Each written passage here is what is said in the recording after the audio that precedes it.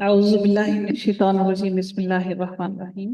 آغاز ہوتا ہے رکن نمبر 16 کا۔ اللہ تعالیٰ ارشاد فرماتے ہیں آیت 72، وقالت طائفة من أهل الكتاب آمنوا بالذي أنزل على الذين آمنوا وجه النهار واكفروا آخرہ لعلہم یرجعون۔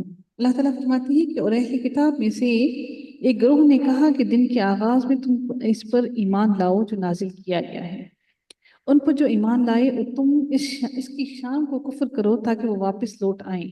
یہ یہودیوں کی ایک سازش تھی جس کے ساتھ انہوں نے کمزور لوگوں پر ان کے دین کے معاملے کو ان کو مکس اپ کرنا چاہا تھا، اور وہ یہ کہ انہوں نے باہمی مشورے سے یہ بات طے کی کہ دن کے شروع کے حصے میں ایمان کا اظہار کر دیا کرو اور صبح کی نماز بھی مسلمانوں کے ساتھ مکمل طور پر ادا کیا کرو، اور جب دن کا آخری حصہ آئے تو اپنے دین کی طرف واپس پلٹ آیا کرو، تاکہ جاہل لوگ یہ کہیں کہ مسلمانوں کے دین میں نقص اور عیب کی وجہ سے یہ لوگ اپنے دین کی طرف واپس پلٹ آئے ہیں۔ سارا دن تو یہ مسلمان بنے رہے، ان سے علم حاصل کرتے رہے، ان سے علم سیکھتے رہے، تو جب انہوں نے دیکھا کہ اسلام کے اندر بہت سی غلطیاں ہیں، ان کے دین کے اندر بہت سی غلطیاں ہیں، تو اس وجہ سے یہ لوگ واپس اپنے دین کی طرف لوٹ آئے ہیں۔ یہ ان کی بہت بڑی چال تھی، یہ ان لوگوں کے لیے جو نئے نئے دین میں شامل ہوئے تھے اور جن کو ابھی اتنا علم بھی نہیں تھا۔ عرب امیوں کے ذہن میں یہ تھا کہ اہل کتاب آسمانی کتاب کو جانتے ہیں، کیونکہ عرب کے لوگ سارے امی تھے، زیادہ تر امی تھے۔ حضرت عمر فاروق ان میں پڑھے لکھے تھے، لیکن بہت ہی کم لوگ ایسے تھے جو پڑھے لکھے تھے۔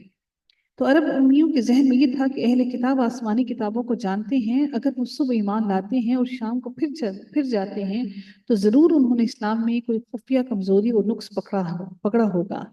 اس طرح کمزور طبیعت کے لوگ اور کم فہم لوگ جو دین کی حقیقت کو اچھی طرح سے نہیں سمجھتے اور جو ثابت قدم نہیں ہوتے، متاثر ہوتے ہیں، اور اسلام کے بارے میں ان کے دلوں میں غلط شکوک و شبہات پیدا ہوتے ہیں۔ یہ ان کی بہت بڑی چال تھی یہودیوں کی مسلمانوں کے لیے اور ان کے دین کے بارے میں۔ اللہ تعالیٰ پھر مغلی آیت مزید ارشاد فرماتے ہیں کہ وَلَا تُؤْمِنُوا إِلَّا لِمَنْ تَبِعَ دِينَكُمْ۔ اللہ تعالیٰ ارشاد فرماتے ہیں کہ اور تم کسی کو یقین نہ کرو، تم کسی کا یقین نہ کرو سوائے اس کے جو تمہارے دین کی اتباع کرے۔ اللہ تعالیٰ نبی صلی اللہ علیہ وسلم کو فرما رہے ہیں کہ تم کسی کا بھی یقین نہ کرو سوائے اس کے جو تمہارے دین کی اتباع کرے۔ یہود کا قول ہے کہ یقین اور اعتماد صرف اس پر کرو جو تمہارے دین کو ماننے والا ہے، سوائے اس کے جو تمہارے دین کی اتباع کرے، یعنی مسلمانوں کے مقابلے میں صرف اپنے دین کی اتباع کرنے والوں پر اپنے راز کھولو۔ مسلمانوں کو ان سازشوں کی خبر اس لیے نہ دو کہ کہیں رب کے حضور پیش کرنے کے لیے انہیں تمہارے خلاف کوئی حجت نہ مل جائے۔ انہوں نے یہ سمجھا کہ اگر ہم مومنوں کو نہیں بتائیں گے تو انہیں اس سازش کا بالکل علم نہیں ہو سکے گا، کیونکہ ان کے خیال میں علم تو صرف انہی کے پاس ہو سکتا ہے، باقی کسی کے پاس علم نہیں ہو سکتا۔ پھر اللہ تعالیٰ نبی صلی اللہ علیہ وسلم کو فرماتے ہیں کہ قل، کہہ دیجئے، ان الہدی ھدی اللہ، در حقیقت ہدایت وہ ہے جو اللہ تعالیٰ ہدایت دے۔ ان یؤتی احد مثل ما اوتیتم او یحاجوکم عند ربکم، ہدایت تو وہ ہے جو اللہ تعالیٰ ہدایت دے۔ اللہ تعالیٰ پھر فرماتے ہیں کہ یہ نہ ماننا کہ کسی ایک کو اس جیسا دیا جائے تو جو تمہیں دیا گیا تھا۔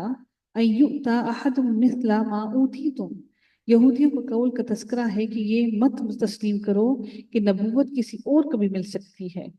انہوں نے ایک واضح کہا کہ نبوت صرف ہم ہی اس کے ٹھیکیدار ہیں، ہم ہی اس کو لینے والے ہیں، صرف ہماری ہی قوم کی طرف یہ نبوت آ سکتی ہے۔ انہوں نے سب کو کہہ دیا کہ اس بات کو ہرگز نہ ماننا، ان یؤتی احد مثل ما اوتیتم، کہ کسی اور کے پاس نبوت نہیں آ سکتی ہے، ہرگز نہیں آ سکتی ہے۔ پھر اللہ تعالیٰ مزید ارشاد فرماتے ہیں او یحاجوکم عند ربکم، کیا وہ تم سے تمہارے رب کے پاس جھگڑا کریں گے؟ یہودیوں کی قول کا تذکرہ یہ ہے کہ اگر تم ان کے سامنے نبی اور دین اسلام کے حق ہونے کا اعتراف کرو گے تو وہ تم سے قیامت کے دن تمہارے رب کے پاس جھگڑا کریں گے اور تمہارے خلاف ان کے پاس دلیل ہوگی۔ اس وجہ سے وہ یہودیت کے دین حق ہونے پر اصرار کرتے تھے اور یہ کہتے تھے کہ یہودیت کے سوا ہر دین باطل ہے۔ اللہ تعالیٰ فرماتے ہیں کہ نبی صلی اللہ علیہ وسلم کو مزید کہا، اللہ تعالیٰ نے کیا فرمایا؟ قل، کہہ دیجئے نبی، ان الفضل بید اللہ، بے شک فضل میرے رب کے ہاتھ میں ہے، اللہ تعالیٰ کے ہاتھ میں ہے، یؤتیہ من یشاء واللہ واسع علیم۔ فضل سے مراد کیا ہے کہ اللہ تعالیٰ نے اپنے رسول کو حکم دیا کہ آپ کہہ دو کہ ایمان کی توفیق، فضل کیا ہے؟ ایمان کی توفیق ہے، اور اسلام کی ہدایت اللہ تعالیٰ کے ہاتھ میں ہے، یہودیوں کے ہاتھ میں نہیں کہ وہ کسی کو ہدایت پر لے آئیں اور کسی کو دین کی راستے پر چلائیں اور دین کے راستے پر قائم رکھ سکیں۔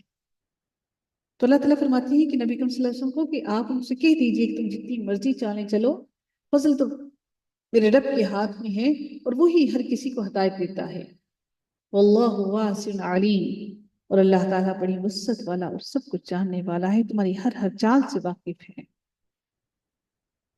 ان کے دل میں یہ کھٹکا بھی ضرور تھا کہ یہ اسلام ہے، نبی جانتے تھے کہ یہ نبی ہیں۔ اللہ تعالیٰ نے فرمایا یہ نبی کو ایسے جانتے ہیں جیسے اپنی اولاد کو جانتے ہیں، اپنے بیٹوں کو جانتے ہیں، لیکن چونکہ ان کی غنا تھی، ان کی ٹھاٹ باٹ تھی، وہ نہیں چاہتے تھے کہ ان کی ٹھاٹ باٹ ختم ہو جائے۔ ان کا جو ایک اثر و رسوخ ہے وہ نبی کریم صلی اللہ علیہ وسلم کو ماننے کے بعد ان کو ختم ہوتا ہوا دکھائی دیتا تھا۔ وہ سارا پیسہ جو لوگوں سے بٹورتے تھے وہ سب ختم ہوتا دکھائی دیتا تھا، بالکل ایسے ہی جیسے آج پیروں فقیروں کو ختم ہوتا دکھائی دیتا ہے، اس لیے اپنے پیچھے لائن لگائی ہوئی ہے لوگوں، اور پھر ہم لوگ ماننا نہیں چاہتے۔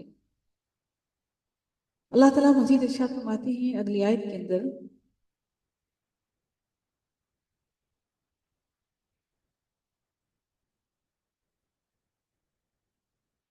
يختص برحمته من يشاء والله ذو الفضل العظیم، وہ جس کو چاہتا ہے اپنی رحمت سے خاص کر لیتا ہے، اور اللہ تعالیٰ بڑے فضل والا ہے۔ وہ جس کو چاہتا ہے اپنی مرضی سے، جس کو چاہے نبی بنائے اور جس کو چاہے وہ ہدایت عطا کرے اور جس کو چاہے کامل دین عطا کرے۔ یہ اللہ تعالیٰ کی رحمت وہ جس پر چاہتا ہے نازل کرتا ہے۔ اللہ تعالیٰ کی رحمت سے مراد قرآن، اسلام اور نبوت ہے۔ یہ اللہ تعالیٰ کا فضل اور اس کی رحمت ہے، وہ جس کو چاہتا ہے دیتا ہے، اور اس کے فضل کی وسعت بیان نہیں کی جا سکتی ہے۔ کسی انسان کے دل میں اس کا خیال بھی نہیں آ سکتا کہ اللہ تعالیٰ کی فضل اور اس کا احسان کہاں تک پہنچتا ہے۔ اللہ تعالیٰ مزید اگلی آیت میں ارشاد فرماتے ہیں وَمِنْ أَهْلِ الْكِتَابِ مَنْ إِنْ تَأْمَنْهُ بِقِنْطَارٍ يُؤَدِّهِ إِلَيْكَ۔ اب یہاں پر ایک اور بات ان کے اخلاق کی بات کی جا رہی ہے، یہودیوں کے اخلاق کی، کہ یہودیوں کا اخلاق کیسا تھا۔ قرآن مجید نے یہودیوں کے اخلاق پر روشنی ڈالی ہے کہ ان کے اخلاق اور آداب کے پیمانے مختلف ہیں۔ یہ نہیں کہا کہ سارے کے سارے یہودی ایسے ہیں، اللہ تعالیٰ نے فرمایا کہ ایک گروہ میں سے ایسا ہے کہ اہل کتاب میں سے ایسے بھی ہیں کہ آپ اگر ان کو ایک خزانے کا امین بنا دیں تو بھی وہ اس کو ادا کر دیں، وہ اس کو بھی واپس کر دیں۔ ان تأمنہ بقنطار یؤدیہ الیک، وہ آپ کو واپس لوٹا دیں گے۔ لیکن کوئی ایسے بھی ہیں کہ اگر آپ ان کو 1 دینار بھی اگر دیں گے امانت کے طور پر تو وہ 1 دینار بھی آپ کو واپس نہ کریں گے جب تک کہ آپ ان کے سر پہ کھڑے ہو کر آپ ان سے واپس نہ لے لیں۔ یعنی وہ اتنی بددیانت ہیں، لیکن اللہ تعالیٰ نے ساروں کو نہیں کہا، اللہ تعالیٰ نے کچھ لوگوں کو کہا، کچھ ایسے امانت دار ہیں اور کچھ ایسے ہی بے ایمان ہیں جو امانت میں اتنی زیادہ خیانت کرتے ہیں۔ غیر یہودی عربوں کے مال تلف کرنے، ناجائز ہڑپ کرنے میں حرج محسوس نہیں کرتے تھے، کیونکہ ان کا کہنا تھا کہ امانت اور دیانت تو صرف ایک یہودی کے دوسری یہودی کے درمیان کے معاملات ہیں۔ یعنی وہ کیا کرتے تھے؟ وہ کہتے تھے ہماری امانت صرف اور صرف یہودی کا مال ہمارے پاس امانت ہے، ہم دوسرے کے مال کے بارے میں امانت نہیں کرتے۔ اگر کوئی امانت کوئی اور انسان دیتا جو یہودی نہ ہوتا تو اس کو امانت نہیں سمجھتے تھے، وہ کہتے اس پر تو ہمارا پورا حق حاصل ہے، ہم اس کو استعمال کر لیں، کھا لیں، پی لیں، اس میں کوئی حرج نہیں ہے۔ تو اس لیے اللہ تعالیٰ نے واضح فرما دیا یہ سب کسب جو کر رہے ہیں یہ سب غلط ہے، ناجائز ہے۔ ذَلِكَ بِأَنَّهُمْ قَالُوا لَيْسَ عَلَيْنَا فِي الْأُمِّيِّينَ سَبِيلٌ، اس کی وجہ یہ ہے کہ یقیناً انہوں نے کہا کہ ان پڑھوں کے بارے میں ہم پر کوئی راستہ نہیں، ان پڑھ ہیں یہ ہم پہ کیا کر لیں گے، کیونکہ یہودی علم والے تھے، باقی اہل عرب وہ ان پڑھ تھے۔ اس وجہ سے انہوں نے کہا کہ اس بارے میں ہم پر کوئی بھی پوچھ گچھ نہیں ہوگی۔ سیدنا ابن عباس سے لوگ مسئلہ پوچھتے تھے کہ زمین یا کفار کی مرغی بکری وغیرہ کبھی غصبے کی حالت میں ہمیں مل جاتی ہے تو ہم تو سمجھتے ہیں کہ اسے لینے میں کوئی حرج نہیں، تو آپ نے فرمایا ٹھیک یہی اہل کتاب بھی کہتے تھے کہ امیوں کا مال لینے میں کوئی حرج نہیں۔ سنو، جب وہ جزیہ ادا کر رہے ہیں تو ان کا کوئی مال تم پر حلال نہیں ہے۔ ہاں، وہ اپنی خوشی سے تمہیں دے دیں تو وہ اور بات ہے، کیونکہ جب وہ جزیہ دے دیتے ہیں تو تم ان کے مال کی امانت دار ہو۔ وَيَقُولُونَ عَلَى اللَّهِ الْكَذِبَ وَهُمْ يَعْلَمُونَ، اور وہ اللہ تعالیٰ کو جھوٹ کہتے ہیں حالانکہ وہ جانتے ہیں کہ یہ بات انہوں نے خود گھڑ لی ہے۔ اس گمراہی کو وہ اختیار کر کے یہ بہتان لگا رہی ہیں، کیونکہ اللہ تعالیٰ نے کسی کا بھی مال ناحق کھانا حرام قرار دیا ہے۔ اللہ تعالیٰ نے واضح فرما دیا کہ یہ سب حرام ہے۔ یہ ان کا اخلاق اللہ تعالیٰ نے بیان کیا، لیکن بدقسمتی سے آج مسلمانوں کا یہی اخلاق ہے کہ اگر کسی کا موبائل کہیں گر جائے تو ممکن ہی نہیں ہے کہ آپ کو واپس مل جائے۔ کس قدر بے حس ہم مسلمان ہو گئے ہیں۔ پہلے جب کسی کا والٹ گم ہو جاتا تھا تو مسجدوں میں اعلان کروا کر واپس دیا جاتا تھا کہ کسی کا والٹ ملا ہے، اپنی نشانی بتائیے اور آپ واپس لے جائیے۔ اور موبائل واپس لوٹانا کون سا مشکل ہے؟ موبائل آپ کا گرا نہیں تو موبائل اسی لمحے بند کر دیا جاتا ہے۔ یہ بدبختی ہے ہم مسلمانوں کی۔ ہم معاشرے کے لحاظ سے ہر طرح سے برباد ہو چکے ہیں۔ بلا، کیوں نہیں، من اوف بعہدہ واتقى فإن اللہ يحب المتقین۔ اللہ تعالیٰ فرماتے ہیں کیوں نہیں، جو بھی اپنا عہد پورا کرے اور اللہ تعالیٰ سے ڈرے، یعنی وہی اللہ تعالیٰ کا محبوب ہے جو عہد پورا کرے، اللہ تعالیٰ کی حرام کی ہوئی چیزوں سے بچتا رہے اور اللہ تعالیٰ سے ڈرتا رہے۔ اللہ تعالیٰ اس متقی لوگوں سے بہت محبت رکھتا ہے۔ ان الذين يشترون بعهد الله وايمانهم ثمنا قليلا، یقیناً جو لوگ اللہ تعالیٰ کے عہد اور اپنی قسموں کے بدلے تھوڑی قیمت لیتے ہیں، یہی وہ لوگ ہیں جن کے لیے آخرت میں کوئی حصہ نہیں ہے۔ یعنی وہ کیا کرتے ہیں کہ ایک نبی حضرت عبداللہ بن ابی نے بیان فرمایا کہ ایک شخص مال بیچنے کے لیے کھڑا ہوا اور اس نے اللہ تعالیٰ کی قسم کھا لی اور کہ میں نے اس کے عوض اتنا مال دیا ہے، اور یہ جھوٹ تھا کیونکہ اس نے اتنا مال نہیں دیا تھا جتنا اس نے بتایا۔ تاجروں کی عادت ہوتی ہے کہ زیادہ نفع کمانے کے لیے گاہک کے سامنے جھوٹی قسم کھا جاتے ہیں کہ میں نے خود اتنے میں خریدا ہے۔ اس پر اللہ تعالیٰ نے یہ آیت نازل فرمائی، ان الذین یشترون بعہد اللہ وایمانہم ثمنا قلیلا، یقیناً جو لوگ اللہ تعالیٰ کے عہد اور اپنی قسموں کے بدلے تھوڑی قیمت لے لیتے ہیں، اس لیے یہ آیت ہوئی۔ اشعث بن قیس کہتے ہیں کہ یہ آیت میرے حق میں اتری، میرے چچا زاد بھائی کی زمین میں میرا کنواں تھا، آپ صلی اللہ علیہ وسلم نے مجھ سے فرمایا گواہ لاؤ ورنہ اس سے قسم لے لو۔ میں نے عرض کیا یا رسول اللہ وہ تو قسم کھا جائے گا۔ آپ نے فرمایا جو شخص کسی مسلمان کا مال لینے کی نیت سے خام خواہ جھوٹی قسم کھائے تو جب وہ اللہ تعالیٰ سے ملے گا تو اس وقت اللہ تعالیٰ اس پر غضبناک ہوگا، تو اللہ تعالیٰ اس پر دردناک عذاب عطا اس کو دے گا۔ جس نے تھوڑے پیسوں کی عوض جھوٹی قسمیں کھائیں اپنے مال کا دنیا کا نفع لینے کے لیے، تو اس کا آخرت میں اللہ تعالیٰ فرماتے ہیں کہ اولئک لا خلاق لہم فی الآخرۃ، یہی وہ لوگ ہیں جن کی آخرت میں کوئی حصہ نہیں، جو بھی نیکیاں کی ہیں دنیا میں ہی غارت ہو گئی۔ اور اللہ تعالیٰ پھر یہ بھی فرماتے ہیں ولا یکلمہم اللہ، ان سے روز قیامت اللہ تعالیٰ کلام نہیں کرے گا، ولا ینظر الیہم، اور ان کی طرف رحمت کی نظر بھی نہیں ڈالے گا۔ اللہ اکبر! دنیا کے لیے، دنیا کے تھوڑے سے فائدے کے لیے اپنی ایمان کو بیچ دینا، اور اللہ تعالیٰ ان کی طرف نظر کرم بھی نہیں کرے گا رحمت کی، ان کو دیکھے گا بھی نہیں۔ پھر اللہ تعالیٰ یہ بھی مزید ارشاد فرماتے ہیں نہ ان سے کلام کرے گا، نہ ان کی طرف دیکھے گا، ولا یزکیہم، اور نہ ہی ان کو پاک کرے گا، یعنی ان کے گناہوں کو ان سے دور نہیں کرے گا۔ اللہ تعالیٰ ہر انسان گناہ گار ہے، ہر انسان سے کوئی نہ کوئی گناہ ہوتا ہے، اور اللہ تعالیٰ اپنی رحمتوں سے ان گناہوں کو معاف کرتا ہے۔ اللہ تعالیٰ ان کو اس گناہوں سے پاک بھی نہیں کرے گا۔ وَلَهُمْ عَذَابٌ أَلِيمٌ، اور ان کے لیے دردناک عذاب کا اللہ تعالیٰ نے پہلے ہی بیان کر دیا۔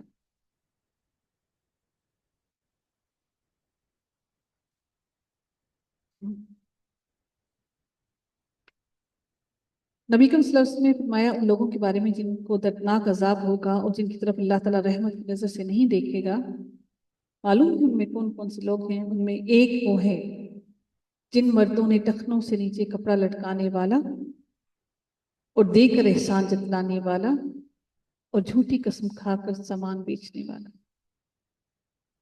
हम बड़ी मुश्किल होती है, यकीनन बड़ी मुश्किल होती है टखनों के ऊपर अपनी शलवारों को रखना।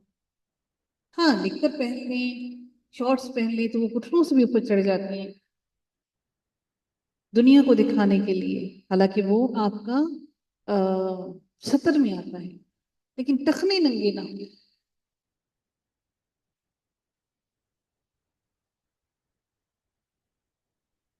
क्योंकि मौलवी लगने का फतवा लग जाता है ना, जब हम लोग को पहनते हैं शॉर्ट्स पहनते हैं तो फिर हमें फतवा लगता है जी फैशन। وَإِنَّ مِنْهُمْ لَفَرِيقًا يَلْوُونَ أَلْسِنَتَهُمْ بِالْكِتَابِ لِتَحْسَبُوهُ مِنَ الْكِتَابِ وَمَا هُوَ مِنَ الْكِتَابِ، اور بلا شبہ ان میں یقیناً ایک گروہ ہے جو یہ کتاب پڑھتے ہوئے اپنی زبانوں کو مروڑتے ہیں تاکہ تم اسے بھی کتاب ہی سمجھو، ایسے توڑ مروڑ کر بیان پڑھتے ہیں جیسے تم بھی سمجھو کہ یہ کتاب کا ہی حصہ ہے۔ اور وہ کہتے ہیں کہ یہ اللہ تعالیٰ، اور وہ یہ بڑی ڈٹھائی سے کہتے بھی ہیں یہ اللہ تعالیٰ کی جانب سے ہے، اور اللہ تعالیٰ فرماتے ہیں حالانکہ وہ اللہ کی جانب سے نہیں ہے۔ وَيَقُولُونَ عَلَى اللَّهِ الْكَذِبَ وَهُمْ يَعْلَمُونَ، وہ کس قسم کی اللہ تعالیٰ پر اتنی بڑی افتراء کی باتیں گھڑتے ہیں کہ اپنے پاس سے اپنے الفاظ کو اللہ تعالیٰ کے الفاظ کہہ دیتے ہیں۔ ان کو خوف نہیں آتا؟ ما كان لبشر أن يؤتيه الله الكتاب والحكم والنبوة ثم يقول للناس، کس انسان کا یہ حق نہیں کہ اللہ تعالیٰ اسے کتاب اور حکمت اور نبوت دے، پھر وہ لوگوں سے کہے کہ اللہ تعالیٰ کو چھوڑ کر میرے بندے بن جاؤ۔ اس کے بارے میں حضرت ابن عباس سے روایت ہے کہ علماء یہود اور نجران کے نصارہ رسول اللہ صلی اللہ علیہ وسلم کے پاس جمع ہوئے اور آپ نے انہیں اسلام کی دعوت دی، تو ابو رافع قرظی نے کہا اے محمد کیا تم چاہتے ہو کہ ہم تمہاری عبادت کریں جس طرح نصارہ حضرت عیسیٰ علیہ السلام کی عبادت کرتے تھے؟ تو ایک نصرانی نے کہا اے محمد کیا تم واقعی ہم سے یہ چاہتے ہو؟ تو رسول اللہ صلی اللہ علیہ وسلم نے فرمایا غیر اللہ کی عبادت کرنے یا اس کا حکم دینے سے ہم اللہ تعالیٰ کی پناہ مانگتے ہیں، اللہ تعالیٰ نے مجھے اس لیے نہیں بھیجا اور نہ ہی اس کا حکم دیا ہے۔ اللہ تعالیٰ نے یہ آیت نازل فرمائی کہ کسی انسان کا یہ حق نہیں کہ اللہ تعالیٰ اسے کتاب اور حکمت اور نبوت دے، پھر وہ لوگوں سے یہ کہے کہ اللہ تعالیٰ کو چھوڑ کر میرے بندے بن جاؤ۔ یعنی کسی نبی نے یہ نہیں کہا کہ تم میرے بندے بن جاؤ، میری عبادت کرو اور مجھے اپنا رب بنا لو۔ تو وہ کسی بھی رسول یا نبی نے ہرگز یہ بات نہیں کہی، بلکہ رب والے انہوں نے یہ کہا کہ بلکہ تم وَلَكِنْ كُونُوا رَبَّانِيِّينَ، کہ تم رب والے ہو جاؤ، یعنی کہ جو رب ہے اس کے ہو جاؤ۔ ربانی کا مطلب یہ ہے کہ وہ عالم ہوں، دانا ہوں اور بتباری سے موصوف ہوں، لوگوں کو تعلیم دیں، یعنی کہ رب والے بن جاؤ، رب کی باتوں پر عمل کرنے والے بن جاؤ، رب کو اپنا رب مان لو اور اس کے لیے سر تسلیم خم کر لو۔ بما کنتم تعلمون الکتاب وبما کنتم تدرسون، اس وجہ سے جو تم کتاب سکھاتے تھے اور اس وجہ سے جو تم پڑھتے تھے تم ربانی بن جاؤ، اور اس سبب سے کہ تم دوسروں کو تعلیم دیتے ہو، اس میں یہ بات بھی آ جاتی ہے کہ تم خود اہل علم ہو، تم اللہ تعالیٰ کی کتاب اور رسول کی سنت پڑھتے ہو، اس کے پڑھنے پڑھانے سے علم پختہ ہوتا ہے اور باقی بھی رہتا ہے۔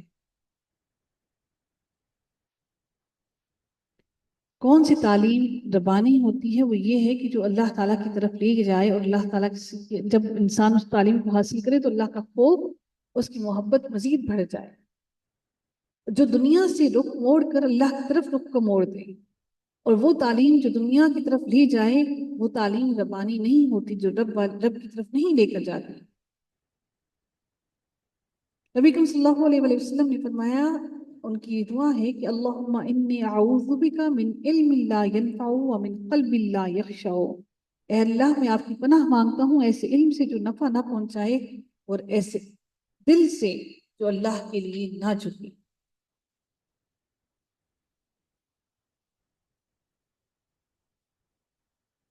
اس سکو کی آخری آیت ہے، اللہ تعالیٰ ارشاد فرماتے ہیں وَلَا يَأْمُرَكُمْ أَن تَتَّخِذُوا الْمَلَائِكَةَ وَالنَّبِيِّينَ أَرْبَابًا، اور نہ ہی وہ تمہیں یہ حکم دے گا، یعنی کہ جو بھی نبی ہوگا وہ تمہیں یہ بھی حکم نہیں دے گا کہ تم فرشتوں اور نبیوں کو رب بناؤ۔ کیا وہ تمہیں کفر کا حکم دے گا اس کے بعد کہ تم فرما بردار بن جاؤ؟ جب تم فرما بردار ہو گئی، اَيَأْمُرُكُمْ بِالْكُفْرِ، کیا وہ تمہیں کفر کرنے کا حکم دے گا؟ ایسا ہرگز نہیں ہو سکتا۔ بعد اذ انتم مسلمون، اس کے بعد کہ تم فرما بردار بن جاؤ، اسلام لے آؤ، پھر وہ تمہیں حکم کیوں دے گا کہ تم کفر کرنے لگے؟ یہ جب یہودی آئے نبی صلی اللہ علیہ وسلم کے پاس کہ آپ کیوں چاہتے ہیں کہ ہم آپ کو نبی مانیں، کہ اس وقت اللہ تعالیٰ نے یہ آیت نازل کی تاکہ نبی صلی اللہ علیہ وسلم کو واضح طور پر ہر بات کا واضح جواب دے سکیں۔ وآخر دعوانا ان الحمد للہ رب العالمین، صلی اللہ تعالی علی خیرہ خلقہ اجمعین برحمتک یا ارحم الراحمین۔